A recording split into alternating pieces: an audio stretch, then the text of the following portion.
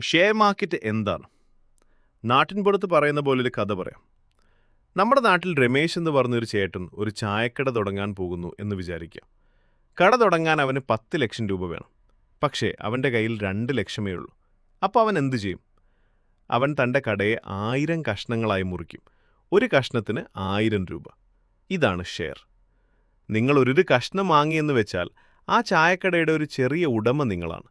കട നന്നായി നടന്നു, ലാഭം വന്നാൽ ആ ലാഭത്തിൽ നിന്ന് നിങ്ങൾക്കും ഒരു പങ്ക് കിട്ടും. അതാണ് ഡിവിഡൻഡ്. കട വലുതായി എല്ലാവർക്കും വേണമെന്നായാൽ നിങ്ങൾ വാങ്ങിയ 1000 രൂപയുടെ കഷ്ണത്തിന് വില 5000 രൂപ ആകും. അപ്പോൾ നിങ്ങൾക്കത് വിറ്റ് ലാഭമെടുക്കാം. ഇതെവിടെ വെച്ച് വാങ്ങും, വിൽക്കും? രമേശിൻ്റെ ചായക്കട പോലെ ആയിരക്കണക്കിന് വലിയ കമ്പനികളുണ്ട്. TCS, റിലയൻസ്, ഇൻഫോസിസ് ഒക്കെ. അവരുടെ കഷ്ണങ്ങൾ, ഷെയറുകൾ വാങ്ങാനും വിൽക്കാനുമുള്ള വലിയൊരു ചന്തയാണ് ഷെയർ മാർക്കറ്റ്. ഇന്ത്യയിലെ 2 വലിയ ചന്തകളാണ് NSE, BSE. ഈ ചന്തയിൽ എത്രയോ ആളുകൾ എല്ലാ ദിവസവും വാങ്ങുകയും വിൽക്കുകയും ചെയ്യും. അപ്പോൾ ഒരു ചന്തയിൽ തിരക്ക് കൂടിയാൽ എങ്ങനെ ഒരു ശരാശരി വില നോക്കുമോ, അതുപോലെ നമ്മൾ നോക്കുന്നതാണ് സെൻസെക്സ്, നിഫ്റ്റി. സെൻസെക്സ് എന്നാൽ BSEയിലെ ഏറ്റവും വലിയ 30 കമ്പനികളുടെ ശരാശരി നിലവാരം.